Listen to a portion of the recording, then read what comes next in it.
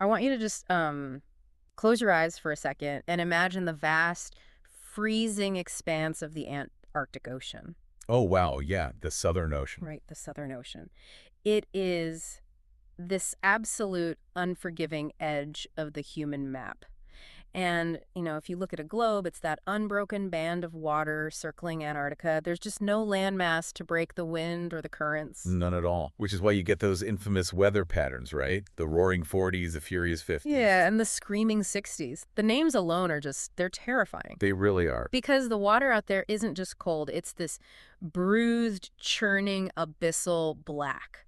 And it exists at a temperature hovering right around the actual freezing point of salt water. Which is colder than regular freezing. Exactly. And the wind's just screaming across these ice shelves, carrying a cold so profound that it actually feels like a physical entity, like it's actively trying to crush the breath right out of your lungs. Just listening to that makes me shiver. It's a completely hostile environment.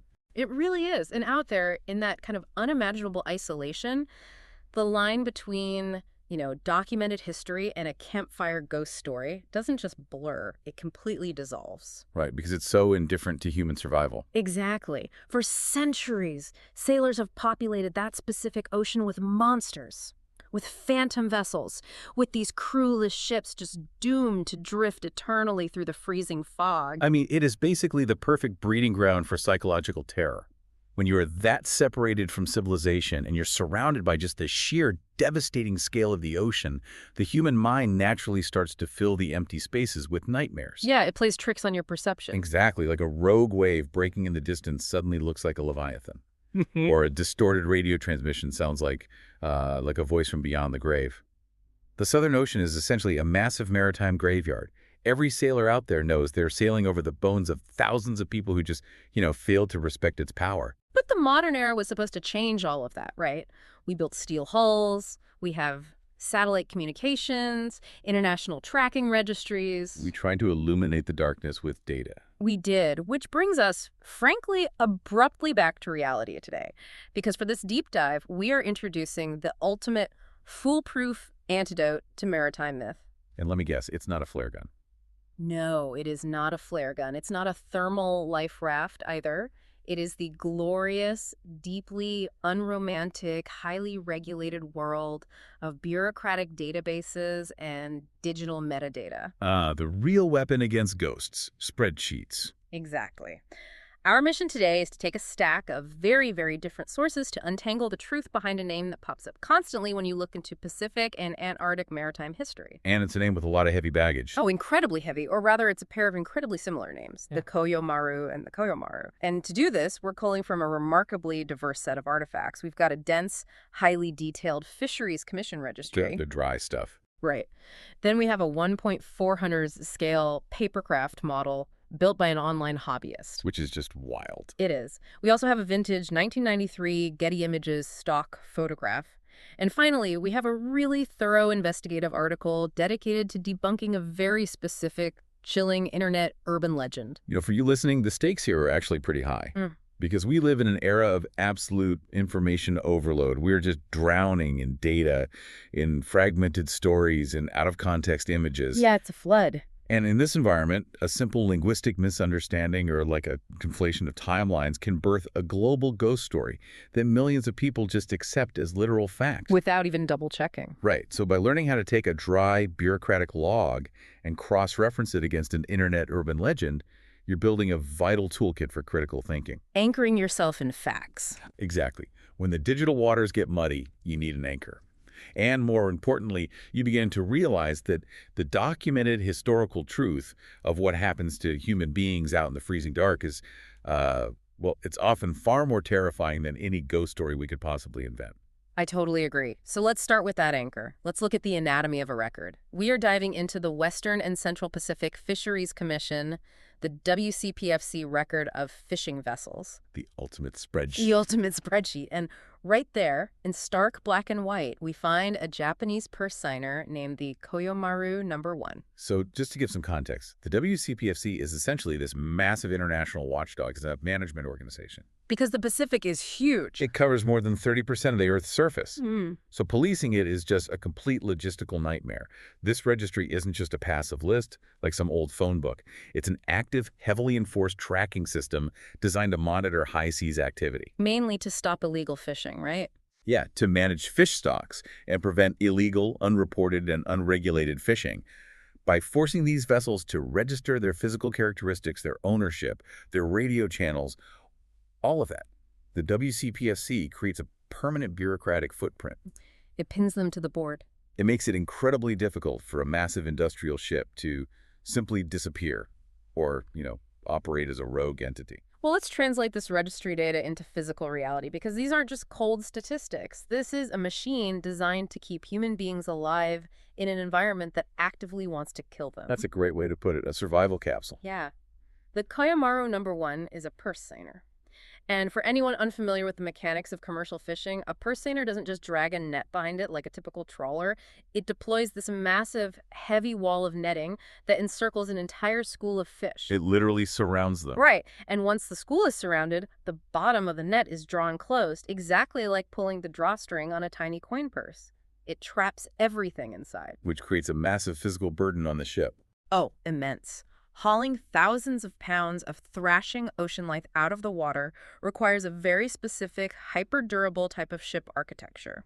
According to the WCPFC, the Kiyo Maru No. 1 is exactly 37.71 meters long. Which, that means it's a substantial vessel. But out in the open ocean, against swells that can reach, 40 or 50 feet? Easily. It's just a very vulnerable speck of steel. And this is where the engineering specifications become literally a matter of life and death. The registry notes it has a beam that's the width of the ship at its widest point of 8.1 meters. So about 26 feet wide. Right. That ratio of length to beam is absolutely crucial for stability. When you are hauling a purse seine net full of fish over the side of the vessel, the center of gravity shifts violently. Oh, I can't even imagine. The ship must just groan under that weight. It does. And if the beam isn't wide enough, the sheer weight of the catch, combined with, say, a rogue wave hitting the opposite side, the ship can capsize in seconds. In seconds, with no time to launch lifeboats. None.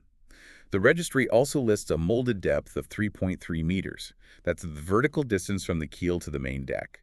It basically dictates how deep the ship sits in the water and how much freeboard it has. Freeboard being the distance from the waterline up to the deck. Exactly. You need enough freeboard to prevent these massive freezing waves from swamping the crew who are out there working completely exposed to the elements. It really highlights how it's just this hyper-engineered survival capsule. Its gross tonnage is 135 GRT, which measures the ship's overall internal volume, right? Giving us a sense of just how densely packed this vessel is with machinery, fuel, and fish holds. It's cramped. Very cramped. And to push all of that heavy mass through churning ocean currents, it relies on an 853 kilowatt main engine. To put that into perspective for people, 853 kilowatts is roughly equivalent to 1,140 horsepower. That sounds like a lot, but for a huge ship. Right. It's not designed for speed. It's designed for immense, unrelenting torque. It needs to muscle its way through heavy seas towing massive drag weights without the engine stalling. Because an engine stall out there. If a ship's engine dies in the Southern Ocean or the deep Pacific, you are entirely at the mercy of the wind and the swells. Without forward momentum to steer into the waves, a ship will inevitably turn broadside to the weather. And that's when the waves hit the side of the ship directly. Yes. And turning broadside in 50-foot swells is a death sentence. Yeah. It will roll the ship. That is utterly terrifying. And here's the part of the registry that really anchors this in human reality for me. The WCPFC documents a, quote, normal crew complement of 25. Wow, 25 people. 25 people living, working, and surviving on this 37-meter platform of steel. They are hauling heavy freezing wet nets. They're operating hydraulic winches that can, snap a limb in a fraction of a second. It's an incredibly dangerous industrial workplace. It is, and they're sleeping in these tiny, cramped bunks while the entire world just pitches and rolls violently around them in the dark. We even have the name of the master of the vessel in the registry, Hidehiko Seki. Master Seki. It gives it a face. Suddenly, this isn't just a collection of steel plates and hydraulic fluid. It's Master Seki's command. It's a highly dangerous, real-world environment. And it's an environment owned by a specific corporate entity, Kyowa Suzan Kabushiki Geisha, operating out of Sakeminato-shi in Tottori, Japan. The paperwork is just so thorough. It documents every administrative detail, right down to their absolute lifeline to the outside world. They operate an N-Star satellite communication channel with the specific number 090-3022-2069. Wait, N-Star, is that like a standard marine radio? No, N-Star is a mobile satellite system used primarily by Japanese maritime vessels. Unlike a standard VHF radio, which relies on line of sight and is completely useless in the deep ocean, the N-Star system beams a signal directly to a satellite in geostationary orbit. Oh, wow. So it's a direct link to space. Yes, when you are 1,000 miles from the nearest port and you're taking on freezing spray in a gale, that single string of digits is literally the only thing tethering those 25 souls to the rest of humanity. That's haunting. But okay, help me make sense of this next part, because reading this fish and history chart in the source material, it feels bizarre. What do you mean? Well, the Ministry of Agriculture, Forestry, and Fisheries granted them an authorized period of operation from August 1st, 2022, all the way to July 31st, 2027. Okay, so the paperwork is currently active. Right, the paperwork is current. But the historical records show that under the flag of Japan, this vessel actively, quote, fished in 2008, 2010, 2011, 2012, and 2013. Okay. But then, starting in 2014, the WCPFC status suddenly changes to did not fish. And that exact status repeats every single year, 2015, 2016, 2017, all the way through the most recent data point for 2024. Oh, I see. This is a multi-million-dollar industrial machine designed to generate revenue. Why on earth would a company leave it sitting at did not fish for 10 straight years? Is it just, like, sitting in a port rusting, abandoned by its corporate owners? I mean, it seems entirely counterintuitive, right? But this actually reveals the hidden economics of the commercial maritime industry. A status of did not fish in the WCPFC database doesn't necessarily mean the ship is this derelict ghost ship rotting at a pier somewhere. Though that is a very haunting image. It is a great horror visual, but the reality is much more bureaucratic. Maintaining a 37-meter steel vessel is incredibly expensive, but acquiring the legal right to fish in highly regulated waters is even harder. Oh, so it's about the rights, not the boat. Precisely. Often what happens is that a company will retain the authorization and the registration, keeping the paperwork active, keeping the WCPFC profile alive, while the physical ship itself is laid up. So the real value isn't just the physical hull of the Kyo Maru No. 1. The value is the legal quota and the license attached to its specific name. Exactly. It's essentially a corporate shell game of maritime assets. There could be a shift in target species quotas, making it unprofitable to deploy that specific purse seiner in the WCPFC jurisdiction. So they bench it. Right. The company might be utilizing a totally different vessel for their active operations, but keeping the Kyo Maru No. 1 in the books as a reserve asset. Or they might literally just be holding onto the fishing rights so a competitor can't claim them. The vessel undergoes long-term layup procedures, fluids are drained, systems are preserved against the salt air, and it just waits. It's a bureaucratic ghost. That's exactly what it is. The paperwork is alive, the authorization is active through 2027, the N-Star phone number is still registered, but the engines have been dead cold for a decade. It hasn't dropped a net in 10 years. It's eerie in its own way. And what's wild is that the ship itself has a past life. The registry shows that it was built in 2001 in Japan, but up until around 2010, it was registered under a completely different name, the Kiyo Maru No. 31. Which is pretty standard. A name change is standard procedure when a vessel changes corporate ownership or undergoes a major operational refit. But the critical piece of data there is the IMO number, the International Maritime Organization number. Which is like a VIN number for a car. Exactly. In this case, it is 8974556. That number is physically welded or stamped directly into the hull of the ship during construction. It is the vessel's permanent, unalterable DNA. So it can't hide. No. No matter how many times a corporation repaints the hull or changes the name on the bow or transfers the flag registry, that IMO number remains locked in the global database forever. So the crucial takeaway from this deep dive into the WCPFC registry is that the existence, the mechanical specifications, the ownership, and even the decade-long inactivity of the Kyo Maru No. 1 are a matter of permanent, highly transparent public record. There's zero mystery here. Zero. But having established the deeply mundane, verifiable reality of this purse seiner, we are going to pivot our focus to a vessel with a name that is just one single letter off, the Kyo Maru No. 1. Kiyo instead of Koyo. Right. And unlike our purse-seiner, we aren't relying on a bureaucratic spreadsheet to prove the ship existed. We are relying on completely different types of media, which opens up an entirely new way of understanding how history is recorded and ultimately distorted. Yeah, the historical documentation for the Kyo Maru No. 1 is highly visual, and frankly, it carries a much heavier psychological weight.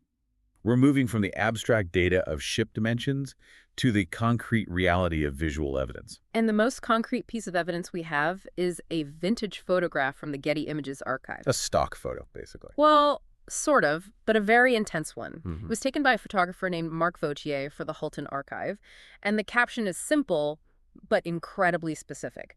The Japanese whaling vessel, Kyo Maru No. 1, during a scientific research mission in the Antarctic, 1993. Now, think about the sheer physical difficulty of capturing that specific image in 1993. Pre-digital. Exactly. This was before ubiquitous digital cameras. Mm-hmm. Mark Vautier would have been shooting on physical film. Operating a mechanical camera in the Antarctic means dealing with lubricants literally freezing inside the lens barrel. It means swapping film rolls with numb fingers while standing on a pitching deck that is coated in a slick layer of frozen sea spray. The wind chill factor down there can drop the ambient temperature to a point where exposed skin suffers frostbite in a matter of minutes. So this isn't just someone snapping a pic on their iPhone. No, this is deliberate, professional, highly dangerous documentation of an industrial whaling vessel operating in one of the most hostile environments on Earth. And the metadata surrounding this image is just as permanent as the WCPFC registry we just examined. The physical photograph was digitized and uploaded to the Getty database on December 7, 2005. Very specific. Yeah. It's a rights-managed image, meaning its usage is strictly controlled by licensing agreements. The maximum file size is locked at 579 by 300 and 419 pixels. High res. Very. And it's categorized under specific search tags like 1999 photos, Antarctica, nautical vessel research, and whaling. It is a frozen moment of absolute reality, protected by copyright law and accessible via a $375 medium-resolution licensing fee. So the existence of this photograph serves as incontrovertible proof. The Kyo Maru No. 1 existed. It was not a myth. It was fully operational in the 1990s. You can see it with our own eyes. Right. It was a whaling vessel navigating the deadly ice floes of the Antarctic. The Getty image grounds the ship in a verifiable visual reality that no internet rumor can easily erase. But then our source material presents a second piece of visual evidence, and the contrast is, it's absolutely staggering to me. Yeah, it's quite a shift. We move from a high-resolution professional photograph of a massive steel ship carving through polar ice to a papercraft model. It's just wild. It is a 1.400 scale paper replica of the Kyo Maru No. 1. According to the documentation, the template was painstakingly created by a digital designer known as Etsutan. Etsutan. Yeah, and it was subsequently uploaded to platforms like Flickr and Papercraft Square by a user named Teal Michael on August 26, 2016. The juxtaposition of these two realities is haunting to me. On one hand, you have a heavy, deafening industrial whaling vessel. It is a machine that smells of diesel exhaust, whale blood, salt, and freezing wind. An instrument of immense kinetic energy. Exactly. And on the other hand, you have a 1.400 scale replica made of the most fragile medium imaginable, paper. You print out the digital template, you carefully fold the tiny edges, you apply little dabs of glue. It's so delicate. It really is. And I can't shake this thought experiment. Long after a massive industrial ship is decommissioned or sent to a scrapyard in South Asia to be cut apart by blowtorches or, lost to the crushing depths of the ocean, its ghost lives on in paper, sitting quietly on some hobbyist's desk in a landlocked city. It's a very poetic way to look at it. Why do you think hobbyists are drawn to recreating these highly specific, obscure industrial vessels? Like, why put hundreds of hours into designing a paper whaler instead of just building another model of the Titanic? I think it speaks to a very deep human desire for preservation, specifically the preservation of purpose-built machinery. Well, the Titanic is a symbol of aristocratic hubris, right? It's a famous tragedy that has been intensely romanticized. But a ship like the Kyo Maru No. 1 is a working blue-collar vessel. It represents human engineering pitted directly against extreme environmental conditions. It's a tool. Exactly.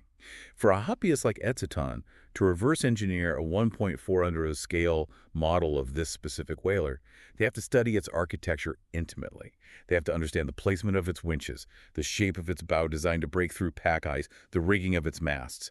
is an act of meticulous historical preservation. It's like building a tiny monument to the mundane. It is honoring the industrial reality of the ship. And by uploading that template to the internet in 2016, Edstone democratized that preservation.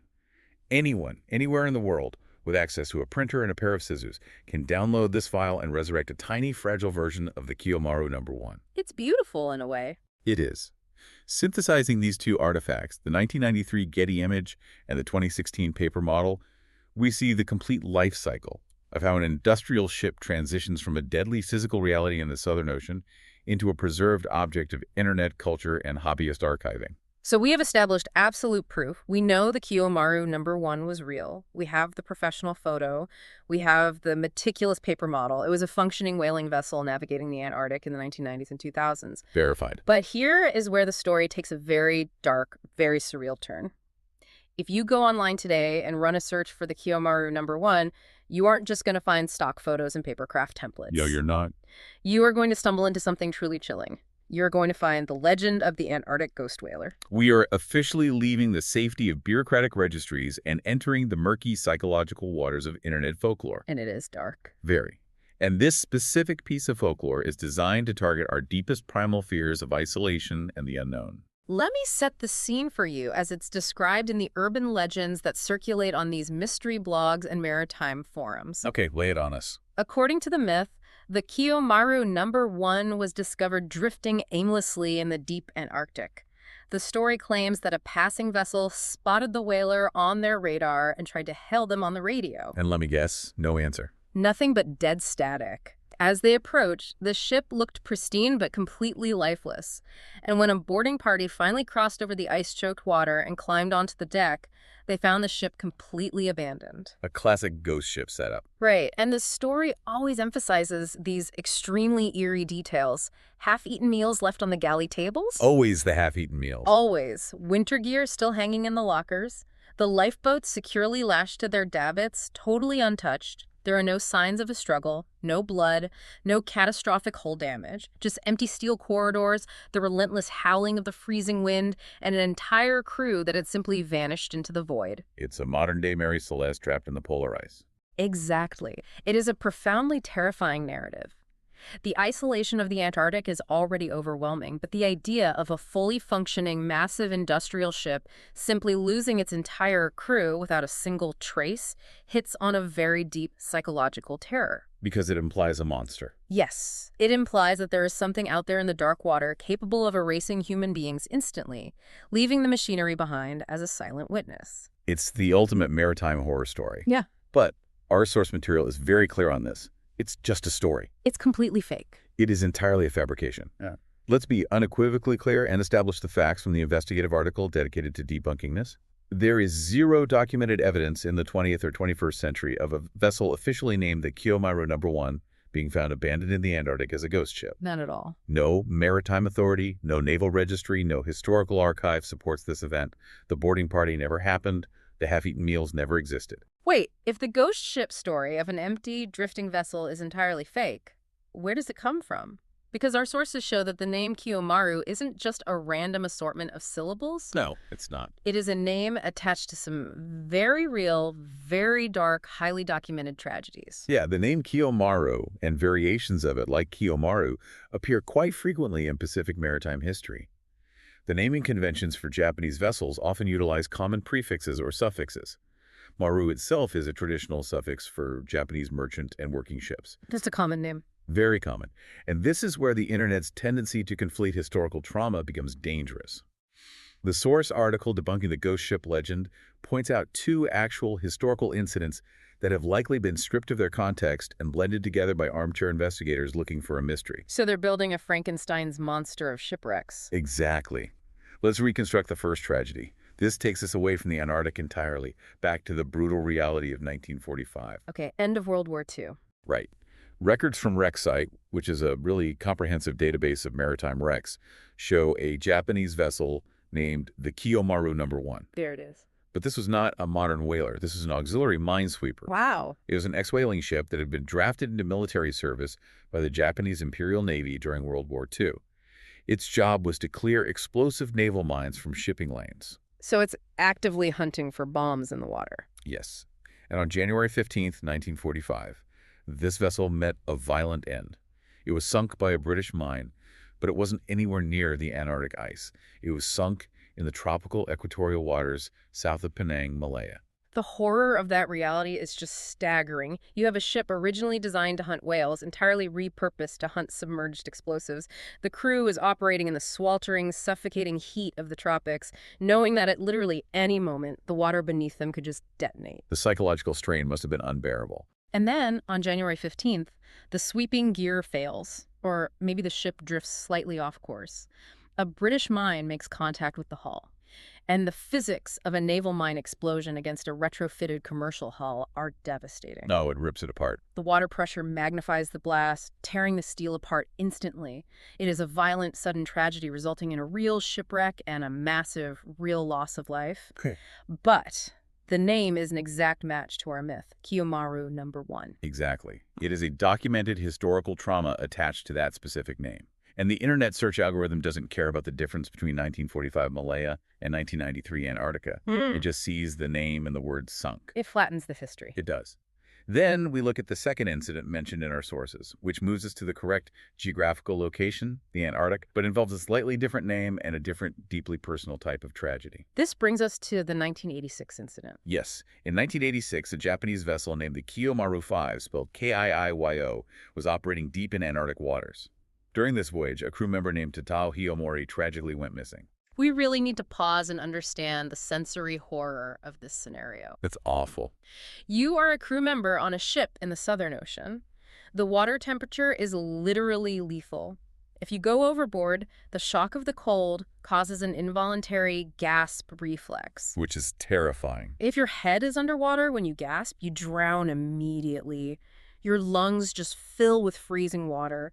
If your head is above water, hypothermia will shut down your muscle function in a matter of minutes. You can't tread water. You just sink. You just sink. And the swells out there are monstrous, making it almost impossible for a person in the water to be seen from the deck, even in daylight. But at night, it's a black void. And someone, Tatao Hiyomori, simply isn't there for roll call. The sheer overwhelming helplessness the rest of the crew must have felt. It's unimaginable. They would initiate a search pattern. Imagine the massive engine grinding as the ship turns back on its own wake. Dozens of men staring out into the freezing black water, shining spotlights into the fog, knowing with every single passing minute that the odds of survival are practically zero. It is a profound, deeply human tragedy. The psychological toll on the crew, having to eventually call off the search and sail back to port knowing they left a man behind in the abyss, it's harrowing. It is an absolute nightmare. The ocean simply swallowed a man whole. But, and this is the crucial distinction for our investigation, the Kyo Maru 5 itself was never abandoned. Right, the ship survived. It did not become a ghost ship. It was a vessel mourning a lost crew member, carrying the heavy trauma of that night. But the ship remained fully operational. The rest of the crew brought the ship home. This is where I have to look at how these pieces fit together. We have a 1945 violent mine explosion in the sweltering tropics that sinks a ship named Kyo Maru No. 1. Okay. We have a 1986 tragedy where a single sailor, Tatao Hiyomori, vanishes into the freezing Antarctic water from a ship named Kyo Maru 5. Right. If the ghost ship story of an empty drifting vessel is entirely fake, why did this specific myth coalesce around the name Kyo Maru? I mean, is the internet just stapling random, unrelated horrors together to build a better campfire story? That is exactly the mechanism of modern myth-making. The human brain is fundamentally a pattern recognition machine. We want things to fit. We crave narrative cohesion. When people start researching, mysteries of the Japanese whaling fleet or Antarctic maritime disappearances, they encounter these fragmented, horrific data points. They see Kyo Maru No. 1 destroyed. They see Kyo Maru sailor vanishes in Antarctic ice. And they mash them together. Exactly. Without the rigorous separation of timelines, geography, of bureaucratic records that we are applying right now, those raw data points just collapse into a single, localized narrative in the digital echo chamber. The missing sailor gets multiplied into an entire missing crew. The violently sunken WWII minesweeper is miraculously resurrected as an intact, abandoned ghost ship drifting in the polar fog. It's like a macabre game of maritime telephone. That's a perfect analogy. You take the location of one tragedy, the exact name of another, and the spooky aesthetic of an empty ship, and you just blend them.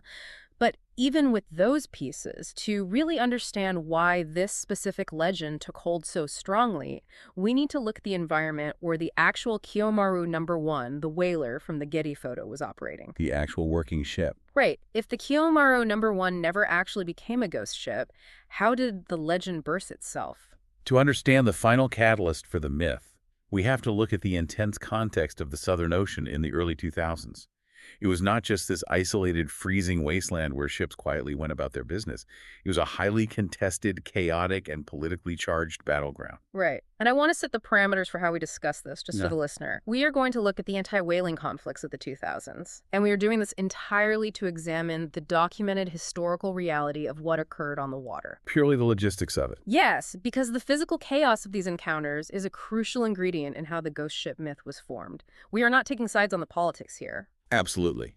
The source material specifically notes that the Kyo Maru No. 1, again, the very real operational whaling vessel from the 1990s and 2000s, was involved in intense physical confrontations with activist organizations like Sea Shepherd and Greenpeace down in the Antarctic. The conditions under which these confrontations took place are almost incomprehensible to a layperson.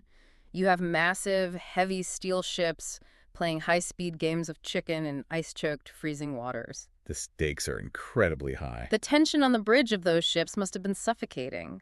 The deafening noise of the engines pushed to their absolute limits, the blaring of collision alarms, the sheer physical danger of navigating heavy machinery aggressively when a single mistake means both crews end up in lethal water.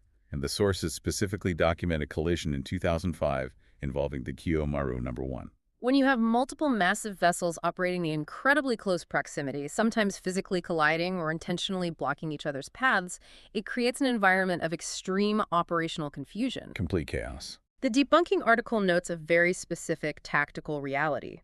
During these high-stakes conflicts, crews would sometimes have to move between vessels.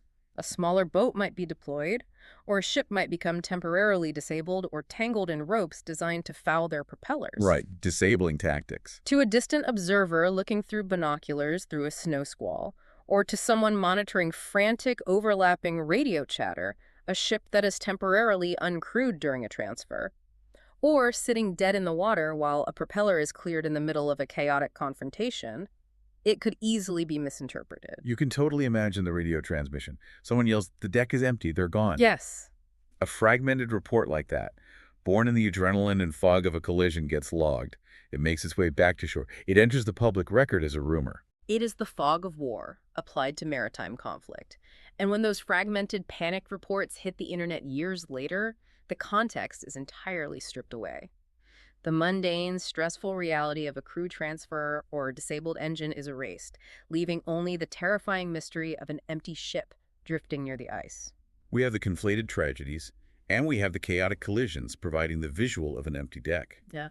But there is one final ingredient that the source material points out, and it is crucial because it primes the audience to accept the supernatural. The cherry on top of the ghost story. Exactly. It shows just how easily reality can warp in the ocean. It's the 1977 Zuiyo-maru incident. Oh, this one is wild. This is a classic, highly documented case of biological horror being layered onto industrial fishing. In 1977, a Japanese trawler named the Zuiyo-maru was operating off the coast of New Zealand. They hauled up their nets, and inside was a massive, rotting, fleshy carcass weighing over 4,000 pounds. 4,000 pounds of rotting meat. Yes. And because of the specific way the carcass had decayed in the water, the lower jaw had rotted away, and the dorsal fins were gone. It bore a terrifyingly striking resemblance to a plesiosaur, a long-necked dinosaur. A literal prehistoric sea monster, dripping with slime, hauled out of the deep onto the deck of a commercial fishing boat. The crew actually photographed it as it hung from the crane. The smell was allegedly so putrid that the captain ordered it dumped back into the ocean immediately to avoid spoiling their catch. Which is such a rational industrial response to a monster. It stinks, throw it back. Right, but they kept tissue samples, and when the photographs reached the press, the media exploded. The headline was effectively, "Japanese ship finds sea monster." Of course it was. Now, later scientific analysis of the tissue samples definitively confirmed that it was actually the heavily decayed carcass of a basking shark. It's a known phenomenon called a pseudoplesiosaur. But the scientific truth didn't matter at that point. Not at all. The horrifying image of a fleshy, long-necked monster hanging over the deck of a trawler was already cemented in the public mind. The image of that rotting mass is burned into the public consciousness, and it fundamentally alters how the public views these ships. The Zuiyo-maru incident established a psychological precedent. Japanese fishing vessels operating in remote, deep waters don't just find fish.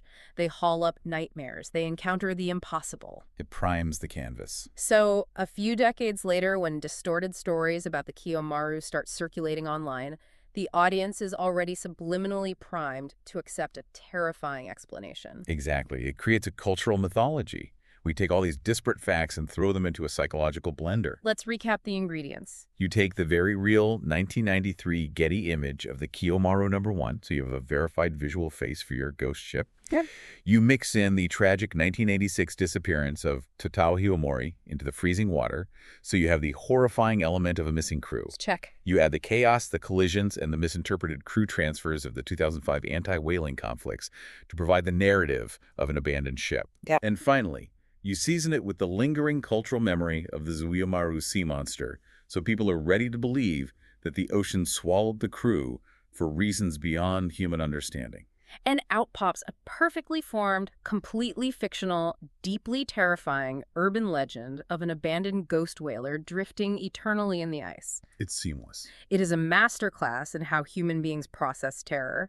We take the sheer, unfeeling, chaotic danger of the ocean, the cold, the isolation, the reality that a human life can be extinguished in seconds by a rusted 1945 naval mine or a sudden slip into freezing Antarctic swells, and we package it into a narrative we can control. Because a story is safer than reality. Exactly. A ghost story has a beginning, a middle, and an end.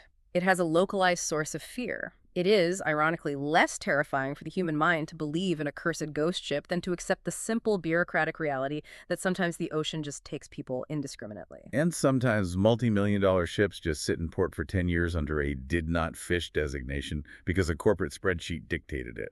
That is the true horror of the maritime world. It is the absolute indifference of the ocean, contrasted with the cold precision of the data we use to track our survival upon it. It really is. Let's zoom out and trace the massive journey we've been on today. We started by looking at the incredibly mundane, highly verifiable data of the Kyo Maru No. 1 pursigner.